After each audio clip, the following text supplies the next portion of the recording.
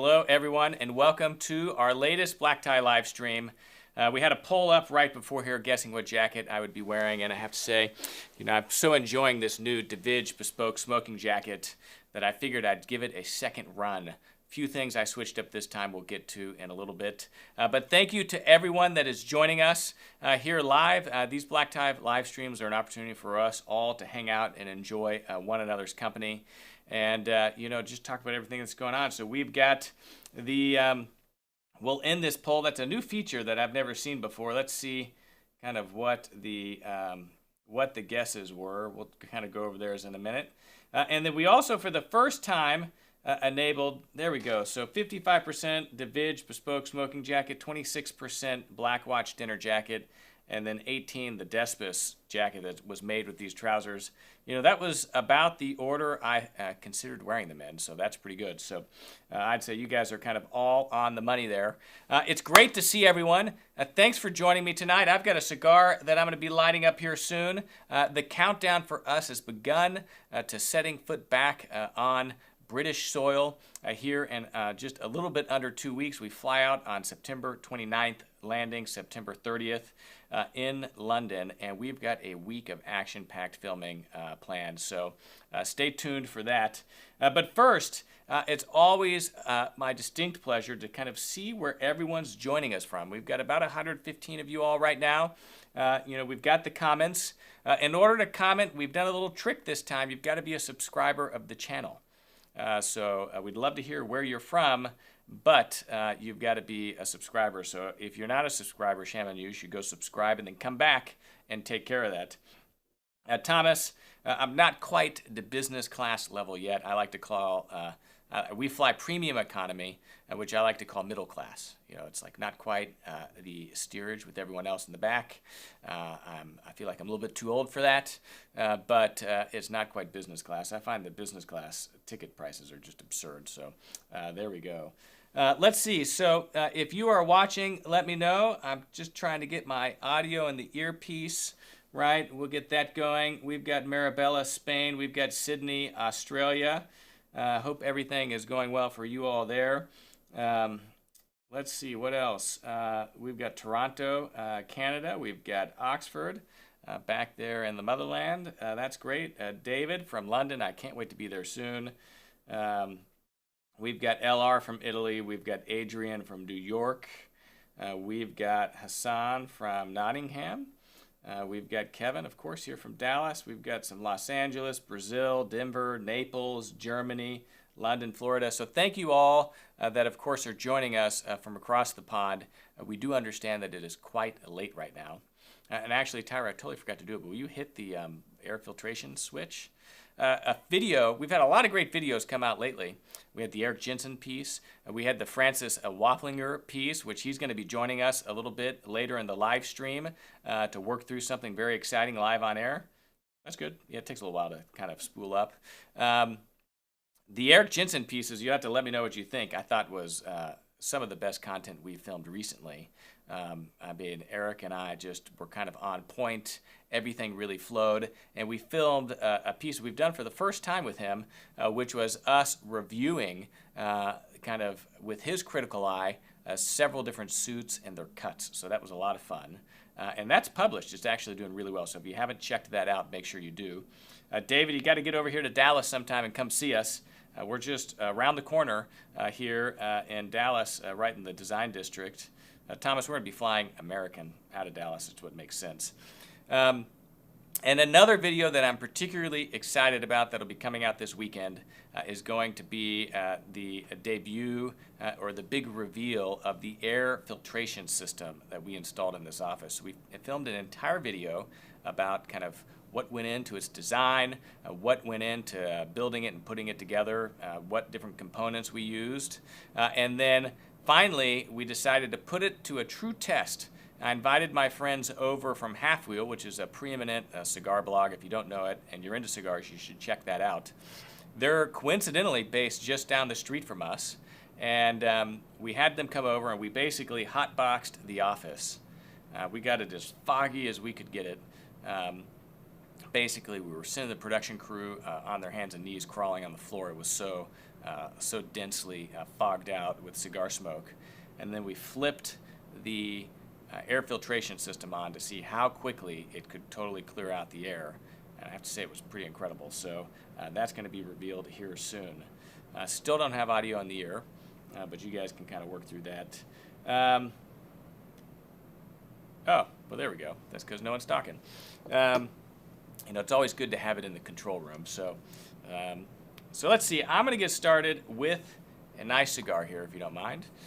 This is in honor of me returning to London here soon. This is the El Rey de Mundo Exclusivo of Great Britain. This is the La Reina, which is a Lancero, very long, 38 ring gauge. This is probably one of my favorite cigars at the moment. I've got a few boxes of these. I think I might have 2.5, 3. I mean, I had 3 boxes, but I'm kind of pretty deep into the second one already. And so this is kind of one of my comfort smokes, if you will. So I'm going to light this up right now. And I've got my El Casco cigar cutter. This is my favorite cigar cutter on earth. We sell these here at KirbyAllison.com, as do we sell these beautiful ashtrays, which we have laser engraved kind of with the cannon. I don't know if you can see that, right? Let's see if you can see it like that. Not really. Anyway, laser engraved there at the cannon. What I love about this is it's really foolproof. You just kind of throw it in here and cut. There you go. And then I've got my vintage Dunhill lighter. I actually bought this on eBay. It's a table lighter. This was a product. Thank you, Gen X. We got $2 from him. We enabled Super Chat for the first time. We thought we'd play around with it. And I just want to kind of declare right out there in the open, this isn't supporting my drinking money or my cigar budget. But, you know, as you all know, we really enjoy doing these travel pieces where we'll travel to London, go to Paris, and really spend time filming with these bespoke artisans that really are the pinnacle representation of quality craftsmanship and tradition. The problem we run into is that, you know, they're inherently small companies. They just don't have marketing budgets to kind of help support our travel. You know, we, of course, cover the vast majority of the expense of going there and filming these pieces. But, you know, whenever we're talking about going to London for a week or going to Italy for a week, it really does get quite expensive. That's, of course, and it's out-of-pocket money in addition to the salaries we already pay for our video production department. So we're not going to talk about the cigar budget because, you know, I wouldn't want to ever let that get out. So let's see. Do I wear cowboy boots with any of my suits? The short answer to that is no, but it's also because I don't own any cowboy boots. But we do have an update on Lee Miller. I spoke to him yesterday on the phone. They're going to begin working on my boots this October, and we are going to pick some dates to go to Austin in October to actually film that process. So we actually, I think there's a good chance I'll have those things delivered by the end of the year. I also sent him some more money.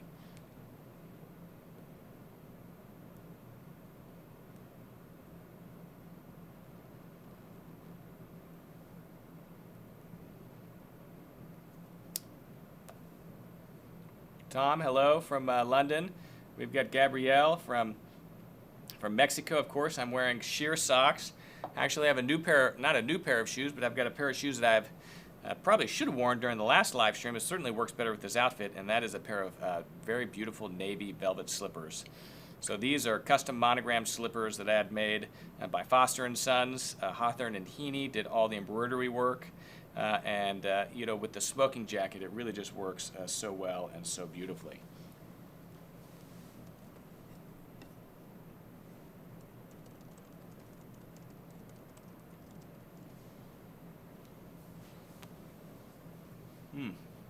Man, this, what I love about this Lancero is because it's such a long cigar, it really lights up just so beautifully. So there we go. I love how some cowboy boots are formal enough to wear with a suit. Absolutely. The pair of boots that I'm having made are certainly more on the formal side. It's black kangaroo. I figure it's probably how I'm most likely to wear them. The other interesting fact about cowboy boots is you really have to have all of your trousers cut wider in the leg in order to accommodate those boots. So there you go. So let's see. We've got Chris from Durham in the United Kingdom. So we have a little bit of a trailer that we filmed about our upcoming trip to London. I've got some exciting details about that I'm going to share with you kind of as that comes together. So why don't we just take a moment and we'll kind of play that film, and you guys can kind of see some of the things that we have planned coming up here in London.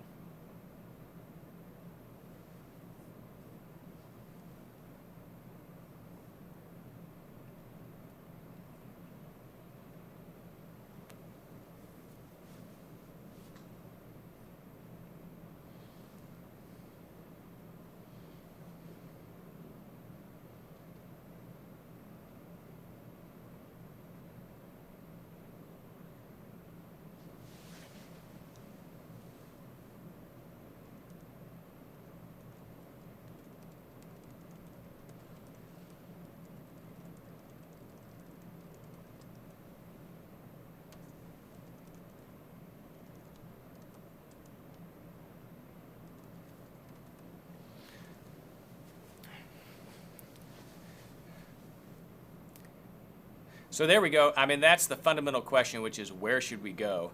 And we've got a few things in the works. I'd love to see what they said. No audio on the trailer. There we go. Well, make up your own audio track. Sorry about that. Silent film. So Clubland, we are filming a Clubland video. Now, of course, with Clubland, there's no way that we can actually enter into the clubs to film.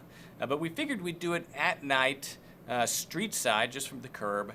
And a lot of these clubs, you can kind of see through the windows, right? So we figure at night you'll kind of be able to see just the beautiful ambience that you get inside the clubs. So we definitely have that planned. Well, we got Jonathan now, so we got everyone. So let's see what else. I'm pulling up and let me know in the comments section below. So we get in on Thursday, we're going to see Gaziano and Gerling. I'm going to see Tony at the shop there on Savile Row. I mean, there's so much to cover in this week. It's hard to even know where to begin. But it's actually quite exciting. I've never, actually, Tony just got back into remaking bespoke shoes with Daniel Wiegand having left. And I think it's actually a really exciting development for the company because Tony, of course, I mean, it was his eye and his skill as a designer that really launched Gaziano and Gerling and put them on the map for their absolutely stunning and beautiful, sleek lasts and shapes and designs. And so to have him back in the bespoke business, actually accessible to do bespoke lasts, I think is probably one of the most significant developments kind of within the bespoke space really in the last several years. So that's super exciting. So we're going to be going through some bespoke measurements. We're going to knock that out on Thursday, and we're going to really push him to do a fitting before I leave so that we can really accelerate that process. So that's quite exciting. And then we've got another name that's a little bit of a blast from the past. Thomas Mahone, of course, he was the head cutter at Anderson & Shepherd for a while. Struck out, was doing his own thing at English Cut, and now he's with Ready Man, which is a bespoke tailoring house based in Cumbria, which is where he lives. He comes down to Savile Row often. He has a place on St. George's with Stephen, what is it? Not Stephen Hitchcock, but the Hitchcock boy, and a few other tailors that they share. And so we're going to meet with him, and we're going to film him at his cutting board, kind of going over just some details of cut, and then we're going to grab a pint afterwards at the Mason Arms, which is kind of the pub that all the tailors go to. So that's going to be quite exciting. ASJG, so we've got something exciting with country houses. So Folks and Sons, David, we are confirmed to meet with them. So Friday, I hope I'm not giving too many details of our calendar away, but that week we will be filming with them, with both Max, Nick, of course, and the Sahakians. So this is going to be like a penultimate smoke session with all four of those guys. It's going to be a tremendous honor to see them all. And so that's very exciting also. So that's confirmed. Of course, we're going to film a bunch of content with the Sahakians, right? And then what else? We've got John Lobb will be visiting. We've got Dominic Casey. We're working something out with Dejan Skinner to get into their military tailoring room. And a lot of other kind of exciting stuff in the works. So Would love to see kind of your ideas. We, of course, are kind of writing all these things down. I'm not seeing Paul Feig. That would be fun. What happened to my bespoke eyeglasses? I got LASIK, so I don't wear them anymore. The Sahakians are great.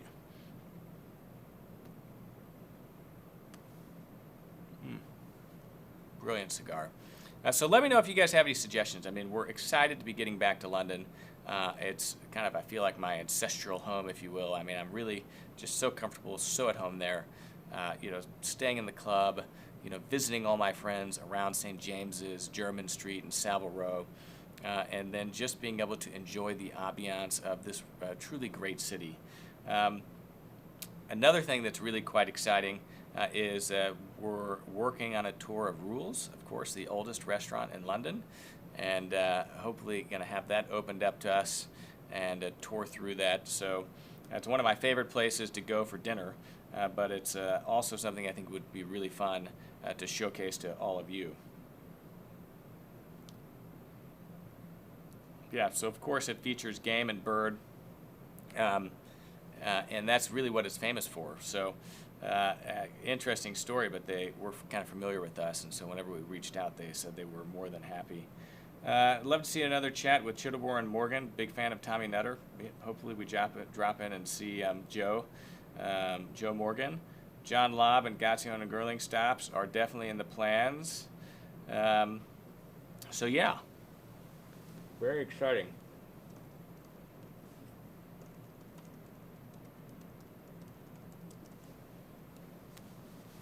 So Lucas, yes.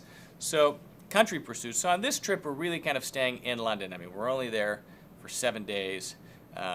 It's really 6, to be completely honest. But we're working with Henry Poole on what I hope is a 6-part series that basically culminates in us going stocking in Scotland wearing one of their estate tweeds woven by Lovett Mill. So it'd be a 3-piece, proper kind of suit. And so we're working on putting that together. Again, you know, with many of these things, it's just a matter of kind of stringing all the partners together to kind of make it feasible. So it might be something that we'd even consider kind of crowdsourcing some of the financing for that through this channel as we move closer and closer to pitching our series. And as all you know, that's kind of the ultimate goal here. James Bond line, Crockett & Jones James Bond line, that would be interesting.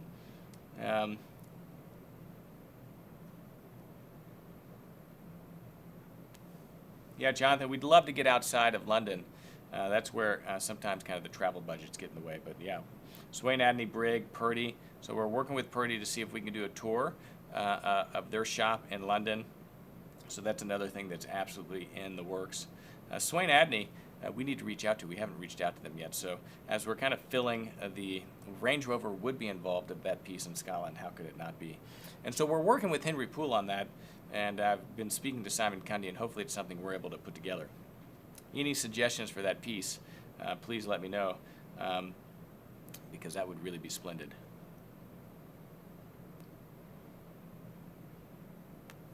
So Tom, the El Red de Mundo is as beautiful as they have been every other time I've smoked them. I mean, this Lancero format, I think, is one of the most elegant formats out there. It's certainly one of my favorite. This is just a pinnacle cigar. Couldn't be more happy with it. The Judaford Company, Sartorial Tales of the British Raj of India. Yeah, East India Club, I think we might go see. Maurice Sedwell, Bespoke. Keep your suggestions going. We'll be having some live dispatches while we're in London. Watch out for those. Otherwise, you know, you'll be seeing a lot of content come October from London.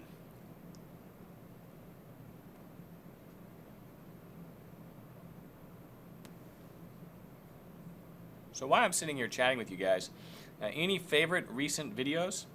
Be really interested to see kind of what you think of some of our more recent ones.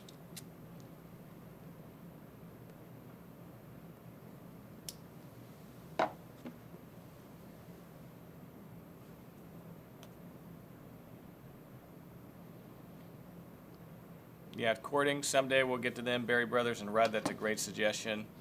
I mean, goodness gracious, there's so much going on. Working on the Savile Row Commission. We'll see if we put that together. Fittings with Eric Jensen, those have been great. I mean, Eric has just really hit his stride. We couldn't be any more happy with him. We've got Carl joining us from Mexico. Thank you. I was just reminiscing with a friend how great the selection of Cuban cigars has been in Mexico City recently. LR loved the kind of getting ready video that we filmed for the black tie. Totally off-the-cuff video that actually kind of came together nicely.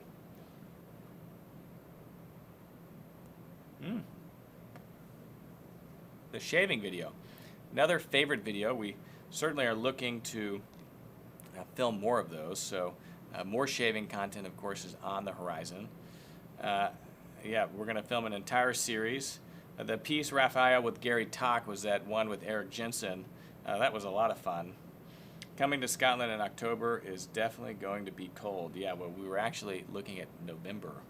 So I don't know, maybe we need to postpone that till sometime in the spring, right? Anything on shoes. So we got all that covered. Yeah.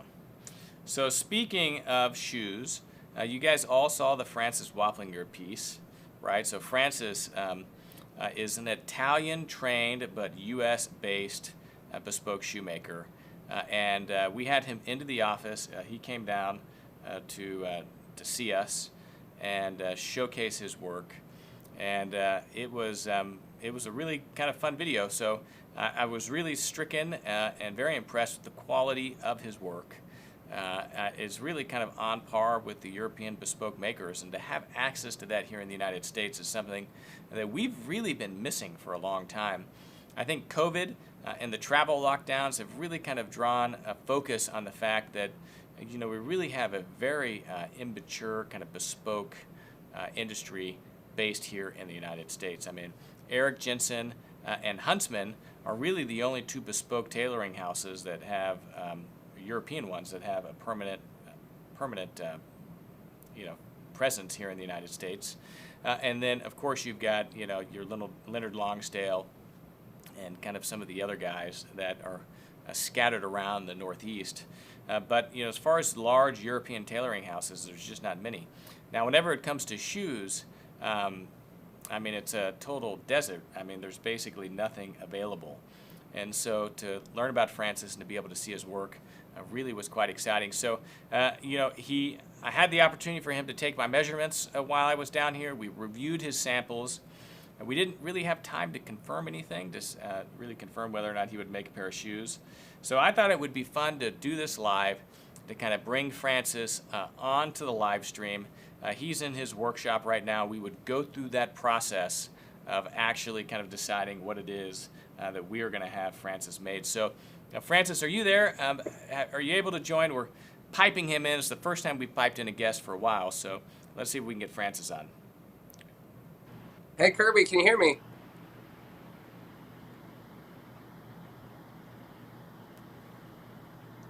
Dialing him. Can you hear me there? Yep, I can hear you, Francis. Do we have any video of him? Was that the vMix work? There we go. We got him right there. Francis, how are you?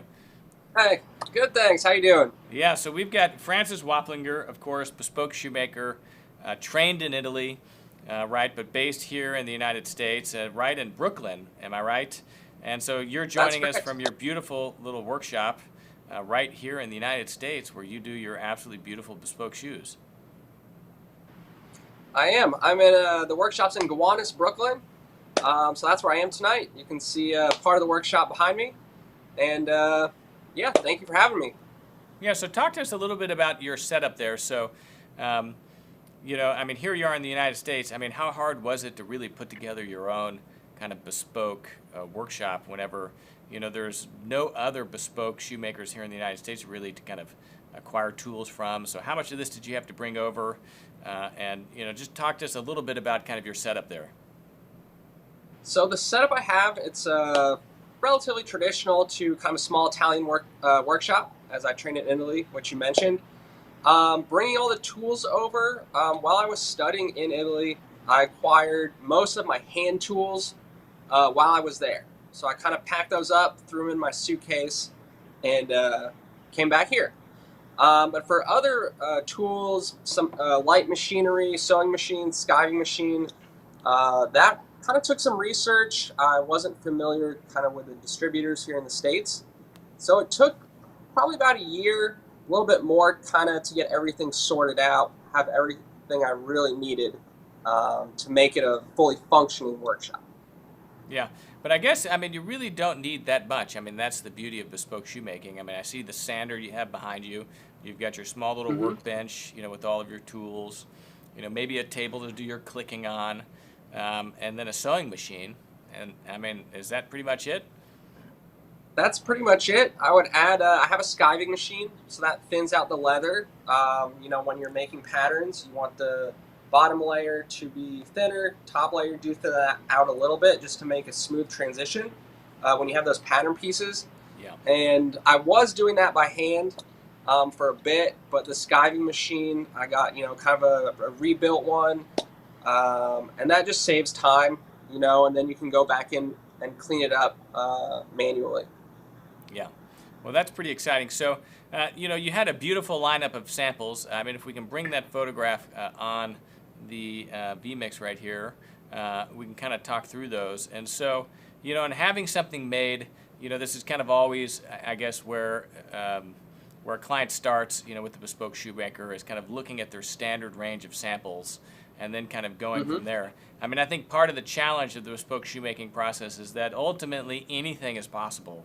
But I would imagine that most clients like me maybe lack a little bit of imagination for going too far outside the box and instead kind of revert back to what those classic samples are as kind of a starting point, right? At least from a model perspective. And then, the customer can choose, toe shape, the leather that's used. So you've got some of these samples with you right now. Why don't you just kind of go through kind of what you have and talk through some of your more classic samples.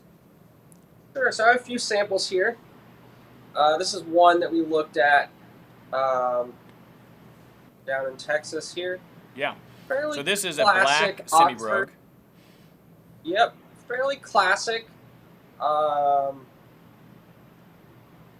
this one's nice because even with all the decoration, I mean, it doesn't really pop out as something too funky, too crazy, and you can kind of dress it up or down. If you go with a really dark brown or all black. Yeah. And we have this pattern is a little more simple, but I did it in a museum calf. So this Whereas is a this simple, leather kind of, that's an Oxford, just a quarter brogue, right? yeah, exactly. And with the bespoke process, I mean, you could make this, you could add decoration wherever you want. Recently, I had a few guys order basically this, but either with a straight toe cap or just no toe cap at all, so make it even more simple and kind of just clean than it is. And then another one I have back here. This is a take on a saddle shoe. So this one's kind of one of the more kind of funky, crazier designs I have here. Trying to get that in focus. There. Yeah, that's an interesting shoe. A little bit more to your left. There you go. There we go. Yeah. There we go. Floating it into frame. So, I mean, of Yeah. the two samples that you have, I mean, I feel like the first shoe that I always want to have made, almost as a rule, I say is like a black cap toe Oxford, right? Because it's like plain vanilla ice cream. I mean, if you can't do vanilla ice cream well, then, how's everything else going to be? And so that's kind of like the foundation. But I really was struck by that black semi-brogue that you have right there. I mean, I think it's absolutely beautiful, the detailing. And so I have one very similar, made by Dimitri Gomez in Paris, a beautiful shoe. And so, on something like that, I don't need two black semi-brogues, but I was thinking about maybe doing something like that, maybe in a different leather. And, you guys that are watching right now, I mean, most of you have kind of seen, my wardrobe. So chime in if you have any suggestions. It would be interesting to see kind of what you guys think. I think we can actually do a poll right here. It's going to be non-binding, though, so let's see.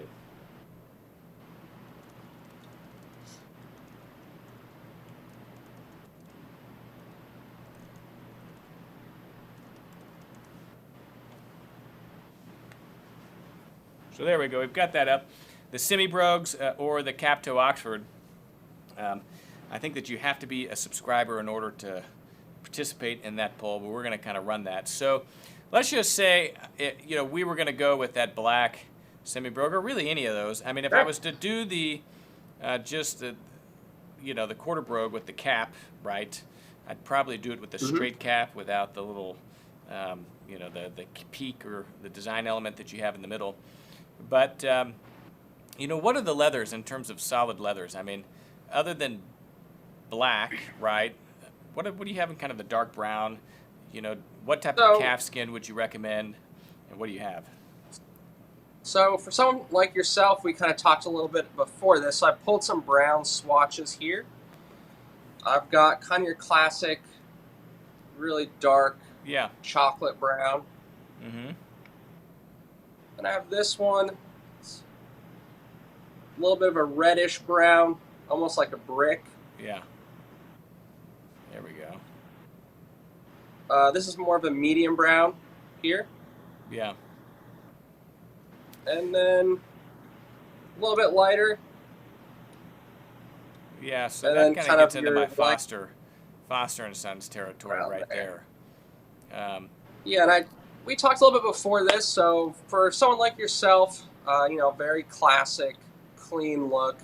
I really would stick, with the French box calves, and I think really it's kind of going, maybe doing a brown instead of a black.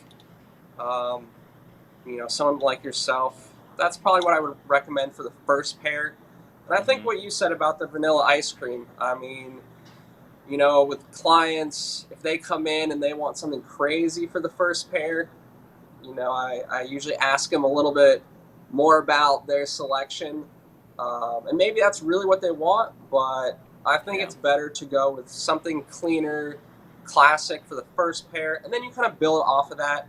And as you kind of get experience with bespoke orders, I know you have experience, then you kind of get more comfortable with kind of picking and choosing different things that you might want. And also something classic, a dark black or dark brown. I mean, that will go with most everything in a person's wardrobe. Well, what's nice about dark brown is that you can wear it with gray. I mean, it's really a flexible shoe. I mean, it's not necessarily something that you'd wear in the evening time. But absolutely beautiful, and something that can be used. The polls right here are kind of interesting. We had 53 people vote. 58% of them kind of go for the Cap-Toe Oxford, that quarter brogue, just with the punched cap, and then 41% for the semi brogue, and then some other people are kind of talking about a long wing, which I've never really been a fan of wingtips, right? So I don't know if I would do a long wing, but it's an interesting story, and as far as American shoemaking is concerned, there's no question that long wings are very kind of quintessential.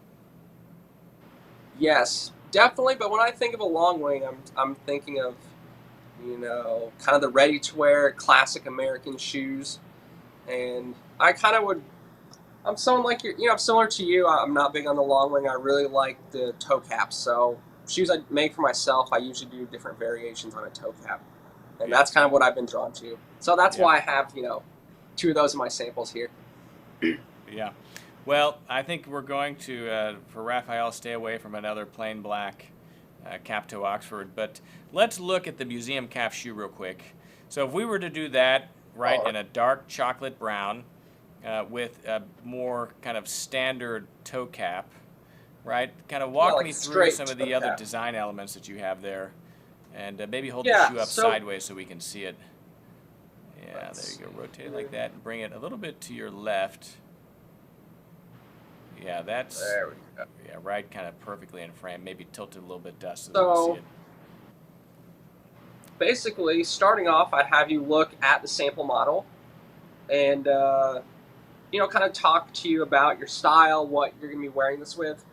And, since we've chatted before, I know you're going for a quite classic look. So that first thing we can do is really change this toe cap here, make that straight across. So that's a design element that is completely up to you.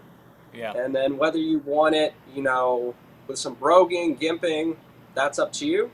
I mean, we could do it without any decoration, or if you wanted to make this kind of like a semi-brogue, you know, we can do broguing, you know, all along the top line, in here. So kind of whatever details you want. Yeah. And I've Then got the that other element, mock semi-brogue from Cleverly. But so let me see a little bit. What if we did that as opposed, you know, for the pattern pieces as an Adelaide, you know, where that vamp piece kind of goes all the way straight back. right here. No, not that. Right there, yeah. Yeah, I mean, we could make this into an Adelaide. I would say that would really change this particular shoe. I mean, that's something we could definitely do. I would probably make kind of a sketch for you, kind of sketch that out, talk to you about, you know, with the Adelaide, are we going to making it round? Are we going to do something really angular on the facing? But with the bespoke process, this is kind of a starting point.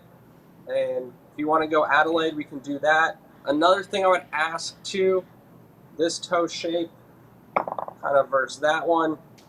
I know we were talking about kind of the more rounded toe. Yeah. Well, I think as far as the round toe goes, you have a really beautiful round toe shape right there.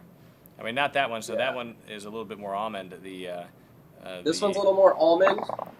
And then this one's kind of the classic round. So that's the other thing I would... thank you. That's the other thing I would talk to, you know, each individual about.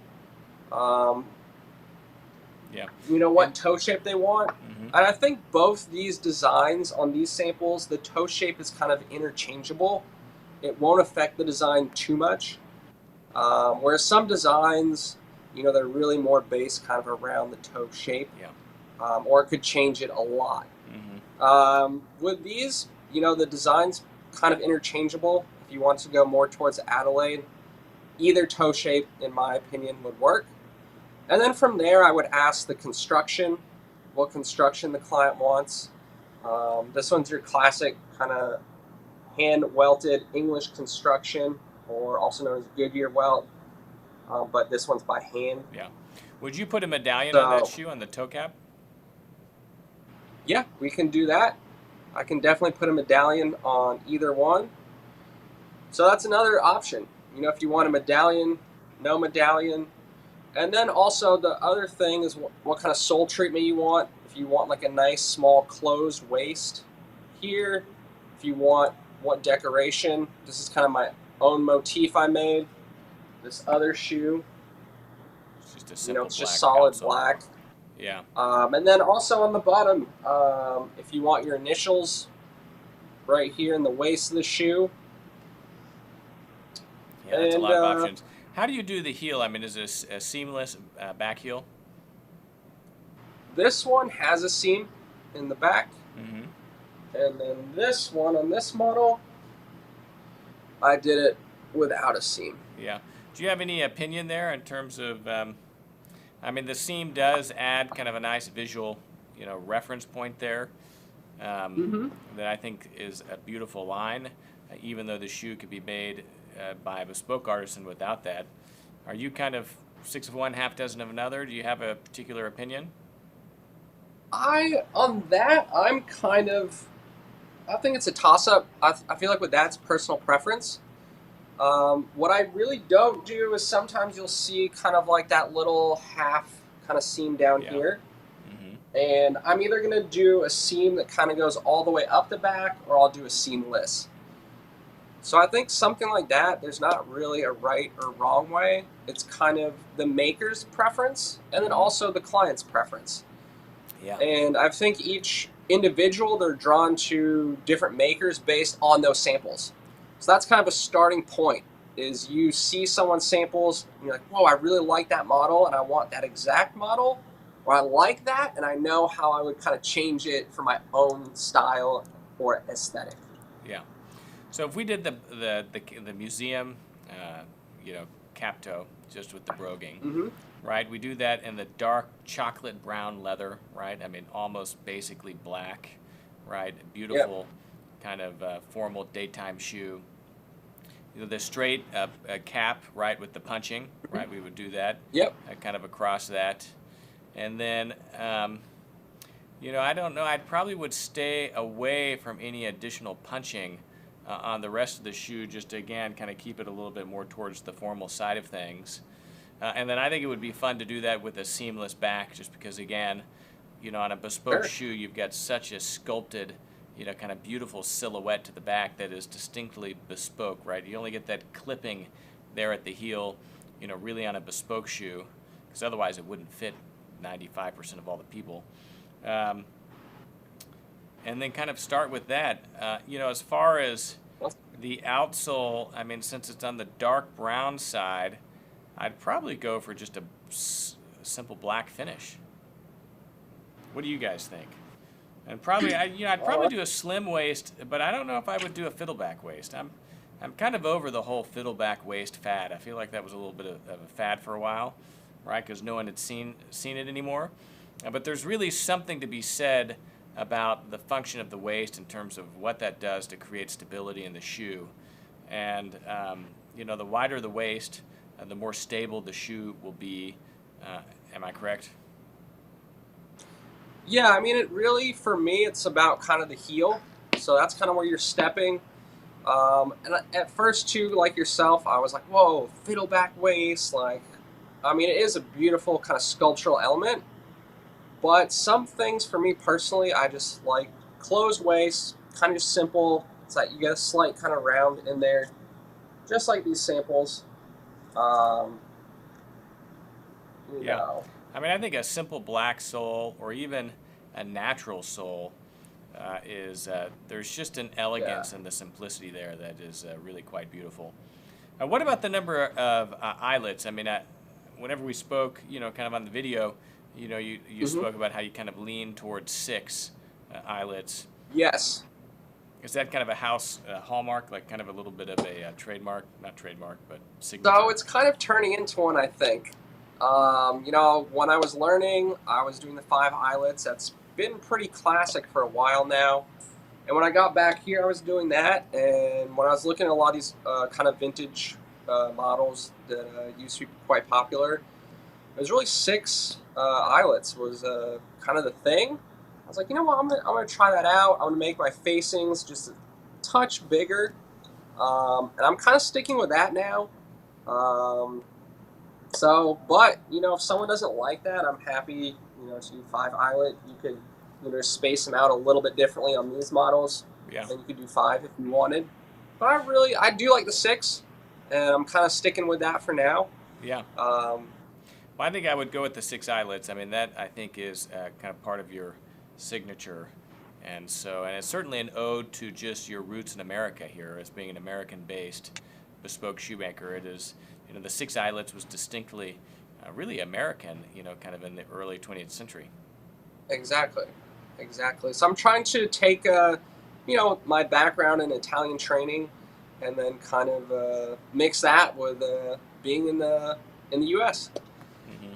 So I think that's one of the nice things where I can find a balance with that design element. What about other options? I mean, is there anything else in terms of kind of just things that we would need to sort out in order to kind of get an order confirmed and on the books? Yeah, so right now, I mean, I've been taking a few notes here, but I have a little order form checklist I go through. And really, it's the last shape.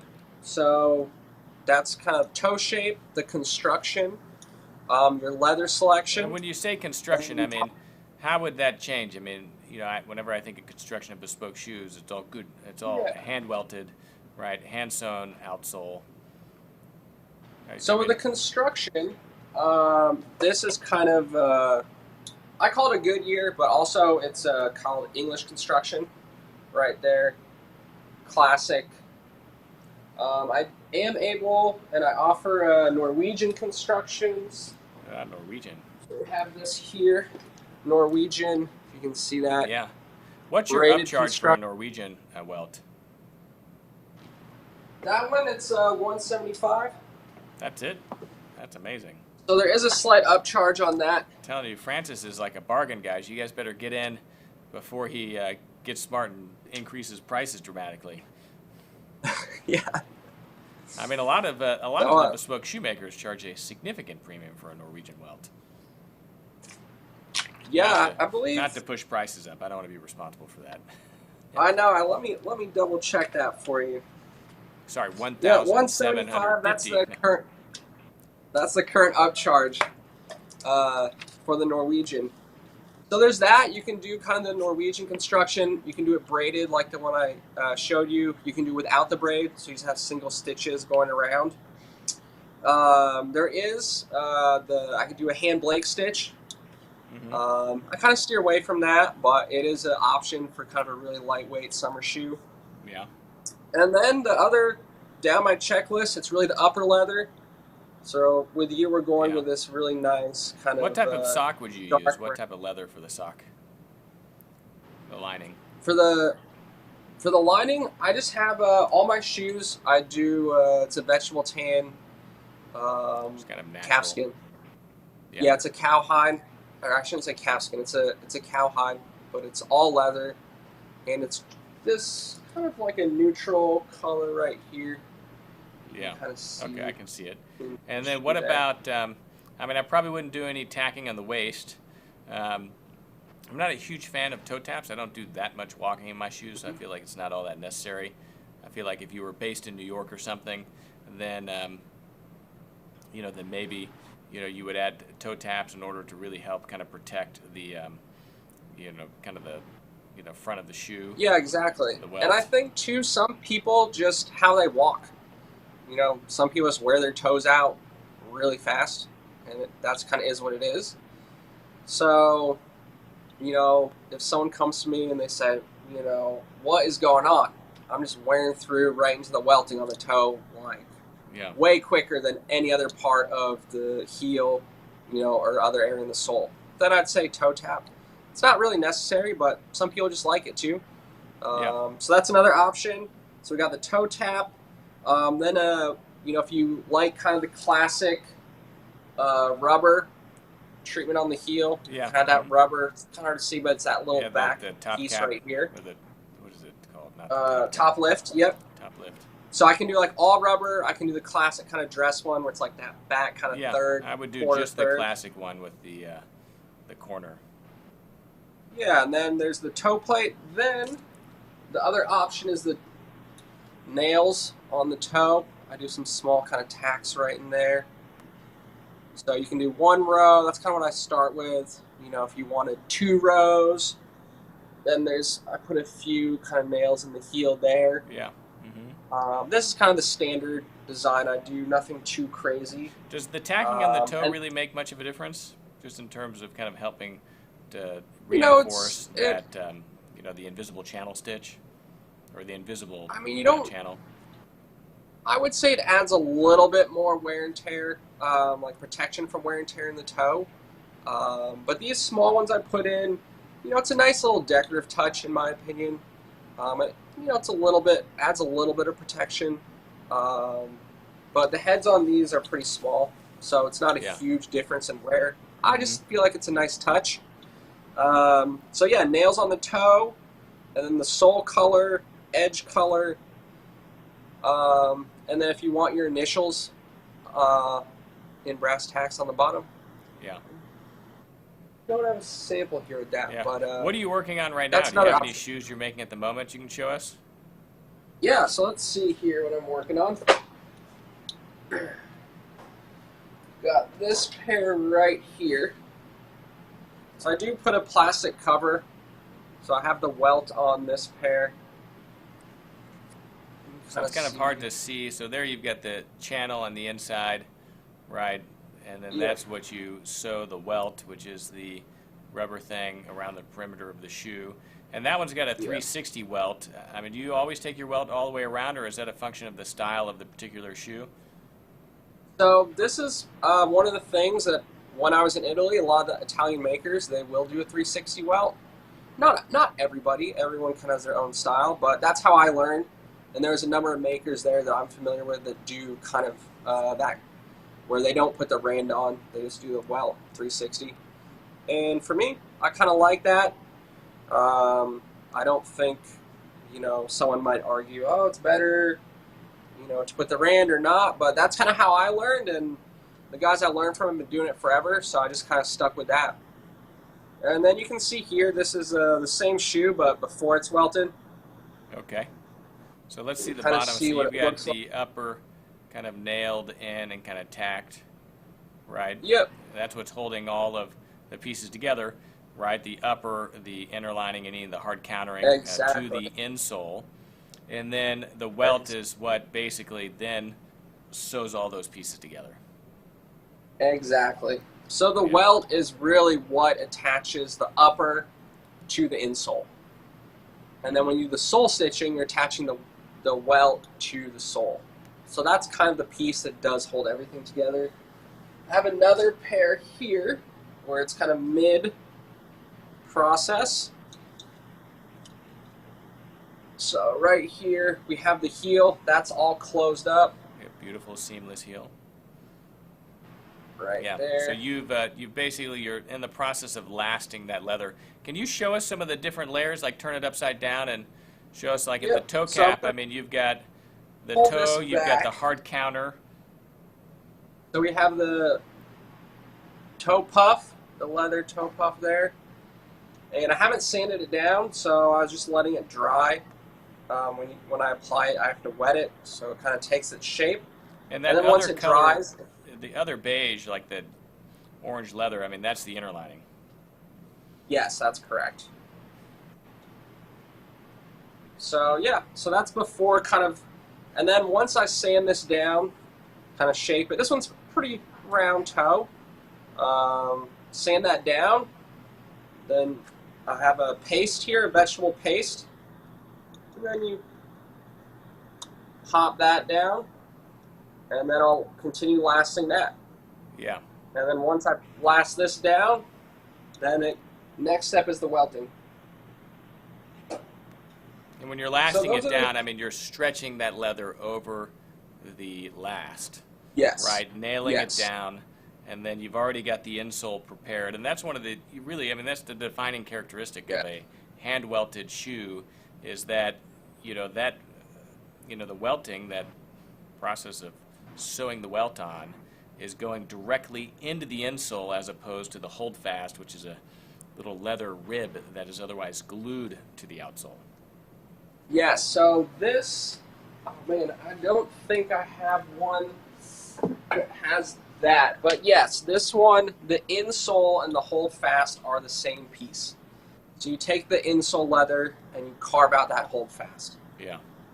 Yeah. And so that is one of the differences between kind of a handmade shoe and a factory-made shoe. And it makes it more flexible, right? There's less material that sits lower to the ground, right? Because of that, what would the gap in between the insole and the outsole's thinner.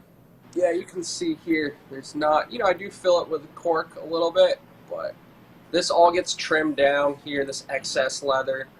And it's not a huge kind of hole that really needs that much material to fill it. So then the shank goes in back here. Yeah. What type of shank are you using? Cork. Right now I'm using leather. So I use some soling leather in here. I know other makers, they'll use a metal shank. There's a wood can't stand shank. metal shanks. It's a recipe for disaster going through security at the airport. Yeah. I mean, Alden still insists on using their metal shanks, and it's like one of the reasons I refuse to wear their shoes is because, having, all but guarantees you have to take your shoes off when you go through the metal detector. Yes, yeah. And I've played around, I've done some with the metal shank, some with the leather, just a really thick piece of that kind of more rigid soling leather. And I really just like the feel of the leather shank in there. And it does keep the shoe a little bit lighter. Believe it or not, that small kind of metal piece, it does add a little bit of weight that you might not think is noticeable. So having handmade shoes that have metal or just the leather for myself, you do kind of feel that difference. Really, yeah. And that's another thing that I feel like people don't fully understand about a bespoke pair of shoes, is that ultimately, at the end of the day, it's a lighter shoe than the ready-to-wear equivalent. And over time, I mean, even though it's pretty in the big scheme of things, not that significant, the weight difference. It is something that you feel on a bespoke pair of shoes is just how much lighter it is on the foot. Yeah, and I think with the bespoke shoes, a lot of it comes down to those little details. You know, unless you're getting something that is just, you know, like a bright orange alligator that just sticks out that you can't really get unless it's custom. It's really all these little details that kind of add up to this final beautiful, you know, shoe at the end of the day. Pinnacle level of craftsmanship. Well, anyone that's watching right now live, if you have any questions for Francis, we can certainly, you know, he can see those in the comments. We'll let him know what those questions are. Any other, I mean, talk to me a little bit about your offerings from the atelier for someone maybe that's not familiar with you. I mean, you're largely based in New York. You really don't have much of a trunk show schedule. So, I mean, if someone's interested in a pair of shoes, I mean, do they fly up and see you? Yeah, so the best thing to do is send me an email, let me know where you are. And right now, I'm really doing orders in New York City, in Brooklyn, or the greater New York City area. I don't have a schedule right now for trunk shows, but if I see a pattern, you know, if I get, let's say, for example, you know, a number of people in the Dallas area sending me emails, then I think that would be an opportunity to do something there in Dallas, or you know, if I'm getting a bunch of emails from guys in Florida, you know, I would look to do there. I'm working on, you know, doing some trunk shows down the road, but really, I've been really just focused in the New York City area. So many people, even if they don't live in New York City, they do come here to visit a few times a year. So it is kind of a hub, even for people that are out of town. And if you're not able to travel to New York, I do have a made-to-order option, which I send standard size fittings to you in the mail. Yeah. And those are built on my house last, which is the classic round toe right here. Mm-hmm. And you do shoemaking lessons also? Is that something that you have on your website? I do, yes. So I do one-on-one lessons. Right now, I haven't done them recently. I'm a little bit busy with orders at the moment, but when I do have some free time, you know, I do like to kind of share what I do with people that are interested. It's best if, you know, students do have some kind of experience, and I offer one-week courses. Yeah, interesting.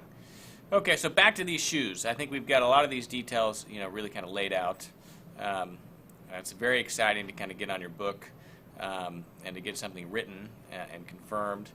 Talk to me a little bit about kind of what that process looks like for you. I mean, I know, you know, you've got my last measurements, right? My foot measurements, right? So we're going to be, we published that video already, right? Didn't we? Yeah. So that's up already. You guys can watch that. And so you take those measurements and then, you know, you start working on carving, you know, what is, you know, where everything really begins. I mean, the last shall be first, as they say at Lob. And that is, you know, you begin working on the bespoke last. And then kind of what comes next and what does your kind of customer process look like? So what I do is, you saw me down in Dallas, people saw a video, I take your measurements. And then based on those measurements, I get kind of my standard house last, standard size last, and then I put that last up to your measurements. And I'm seeing, do I need to sand it down? Do I build it out? What am I doing? So starting off, I took a look at your measurements. For my kind of starting point, it looks like you're around, kind of from the heel to the ball, it's around 42. So I'll start kind of based on that rough size there, and then based on that, I'll either build your last out, something like this, or I'm going to sand it down. And I'm really looking to start where your heel is to the ball of your foot. You know, we can always extend the toe shape, sand it down, make it more round, less round. But it's really that ball, the heel to ball measurement. So I'm starting with that. From there, we talk about the design. So based on the design you selected, I'm going to make a fitting shoe for you. So that fitting shoe will be in that pattern that we just talked about, and then it'll be on your last. So then we will do a fitting with and those fitting shoes, it's just a glue construction. Mm-hmm. So it's a little bit of quicker, faster turnaround, and it's not the full welted shoe. And then also with the uppers on the fitting shoe, it's going to be the pattern that you chose, and it's going to be a very similar leather. Might not be the same color, but we're still going to use, I'm going to see what I have here that is the box calf. And it's not, for the fitting shoe, the uppers I make, it's not the final uppers. So once those are done, you'll try those shoes on, and we'll see how they fit. And then I'll mark the last up and or the shoes, and we'll go from there. On average, it's about 2 fittings for clients. Yeah, okay. And that kind of helps you, again, kind of validate the construction of the last and the fit, before you go into making the final pair. Exactly. And I think we talked about this earlier, but I really, I'm looking at the measurements when I'm making the last, adjusting it. I'm always referring to those measurements. And obviously, if, the first fitting, if you put your foot in and it's just perfect, that's wonderful. But realistically, it's 1 to 2 fittings. Yeah. Because you can't see everything and have that feel of, what it really feels like on your foot until you get those fitting shoes on. And then once the fitting shoes are on, it just gives you more information, about any minor adjustments, or just kind of really narrowing in on how your foot is moving in the shoe. Yeah. Huh. Well, great. Well, that's exciting. So, how soon do you think it would be, I guess how soon on average until your first fitting? Usually right now it's about 4 months or so. Okay. So I've been, so right now, for a new customer, for that final, the final shoe, right now it's around 9 to 10 months. Yeah, which is pretty reasonable. I mean, I think most of the bespoke makers in the UK, you're kind of on a year cycle. Yeah. The amount of time it takes to really get it kind of out and completed. And sometimes too, it depends. If you live in New York City and your fitting is done, I contact you. Hey, fitting's done. You're like, all right, can I do it tomorrow? Sure. Then the process, you're going to be hitting, kind of the, 8-9 months, like right on the dot. I do have, sometimes people's fittings are ready and they're so busy or they're out of town that they can't see me until a month or 2 down the road.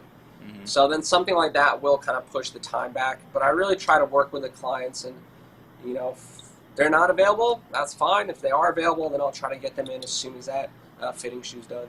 Yeah. Well, great. Well, that's super exciting. I can't wait to kind of get this one in the works. It'll be my first pair of shoes, bespoke pair of shoes from America. So that's exciting to kind of support American craft and craftsmanship. And so anyone that's watching, of course, you can check out our videos that we've filmed with Francis. You can check out his Instagram, and then, of course, his website. All those links are in the description of the other videos that we filmed with him, and you can find it there. Francis, thank you so much for kind of joining us on this evening. And it was certainly a privilege to welcome you into our office here in Dallas and to have you show us your work. Thank you for doing that. And great. Well, let me know if there's any other kind of questions you want to follow up on later. But otherwise, get to work. Hopefully these will be turned around faster than my Lee Miller boots, which are pushing 4 years. Yes, well, thank you so much for having me, and I'm really looking forward to this project. Yeah. So there we go. Francis Wapplinger, American-based bespoke shoemaker, trained in Italy, exceptionally talented, and having, it's difficult to really judge the caliber of a bespoke craftsman's work over Instagram. And that's why it was nice to have him in Dallas to really see his samples in person. And I really can say, with the utmost kind of honesty here, that his samples are really just at the highest level. I mean, his work is superb. It is really on kind of what you would expect from bespoke standards, from the best of kind of the British and French and Italian bespoke makers. So it's exciting to be able to access that here in the United States, especially in a time whenever it's difficult to travel. And then, of course, our friends in Europe still are unable to travel to the United States for some reason. That is absolutely mind-blowing. We hope that changes soon. But Francis Wafflinger, everyone, that's so nice. Well, great.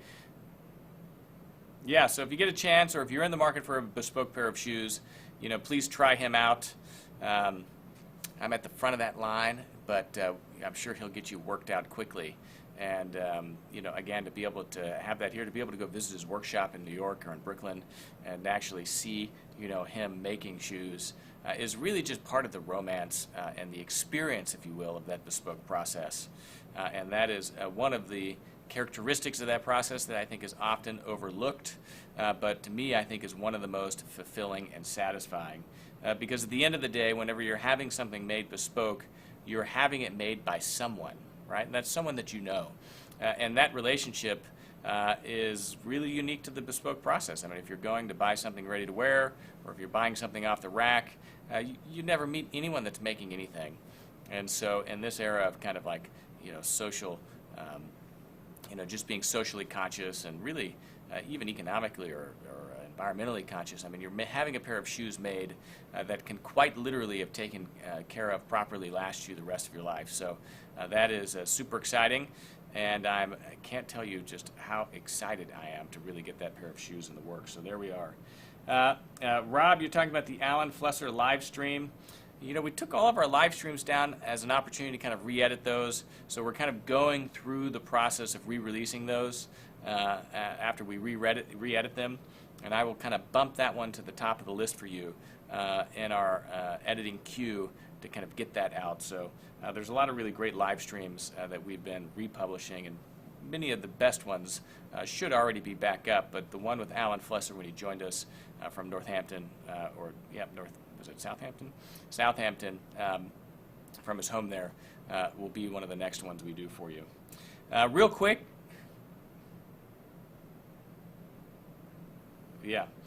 so the comment of going to Hindley and Ascot, that's another great idea.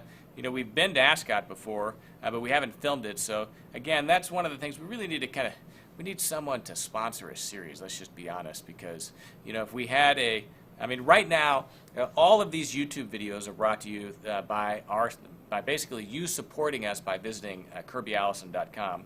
So that's the best way to support our videos, KirbyAllison.com. Our line of luxury garment hangers, we've got a lot of those that are going to come back in stock next week. The supply chain has been very difficult. Of course, the widest collection of Saphir shoe polish and other luxury shoe shine accessories available anywhere on the market. I mean, these are the only products that you would use to take care of a bespoke pair of shoes like Francis's. And then other luxury garment care accessories, garment bags, garment brushes, moth traps, everything you need to take care of your clothes, garment brushes. And then, of course, our line of luxury sovereign-grade clothing accessories, like the sovereign-grade bow tie I'm wearing. Actually, the studs that I'm wearing from this shirt are a pair of Cotis Maya studs that we have made for us, beautiful kind of dress studs. And then I'm wearing a really unique pair of cufflinks. These are our kind of lotus flower. It's a golden kind of lotus is what I call it, but it has a jade stone in there. And so we actually have a photograph we can pull up right there. I think these really just go brilliantly with this bottle green smoking jacket that I have on at the moment. What am I wearing today? It's a question I always get. I mean, of course, this is the bespoke Davidge.com smoking jacket that they made for me. A beautiful jacket. We have an entire piece on this where we unbox it and talk through the various details. I'm wearing my newest pleated tuxedo shirt. This is from Charvet. It's a bespoke shirt from Charvet. Absolutely just beautiful collar, incredible pleating. Charvet, I mean, they are just something else, right? I'm wearing my bespoke Chris Despis trousers. I've got, of course, a sovereign grade cummerbund on. We have more of those being made. We've got more bow ties being made also. We've got a lot of additional stuff that should be coming in soon. I have a pair of our sovereign grade 100% silk socks. These are really the only socks that you would wear with black ties. Slightly sheer, Now, they show up as more sheer on camera than they do in person just because of the light that we have shining on them. But again, it's my opinion that if you're really wearing a high-quality, beautiful pair of dress shoes that are well-made, you want as thin of a sock as possible. Not only does it allow your foot to breathe better, but it also allows you to more fully experience just the inherent comfort of those shoes and how they're made. A thick sock, really totally takes away and ruins that whole experience. So, generally speaking, you want as thin of a sock as possible. And then I've got these Foster & Sons Opera pumps on, which again, another great shoe. We have a photograph, I think we can pull up of that, me putting those on. Slippers, sorry. This needs to be relit. So, yep, we got some sheer socks on tonight. So Robert said he just received our cigar cutter and have to, that we're right, it's one of the best out there, and looking forward to cutting a Davidoff this weekend, so good on you. So that about wraps up our live stream tonight. Thank you all for joining me, and of course, we love to help the well-dressed acquire and care for their wardrobes while discovering the world of quality craftsmanship and tradition. Make sure you visit Hanger Project or KirbyAllison.com, sorry. Of course, that is how we support this channel. We also have Super Chat enabled, so thank you to Dwayne and Ian for their generous donations. All of that, of course, will go to support our travel budget so we can film more of the content that you love seeing here on this YouTube channel. Look forward to seeing you guys around. Make sure you are all subscribed to this channel. Give us a thumbs up. Let us know what you think in the comment section below. Otherwise, we'll be reporting back to you all soon from London. I'm Kirby Allison, and thanks for watching tonight.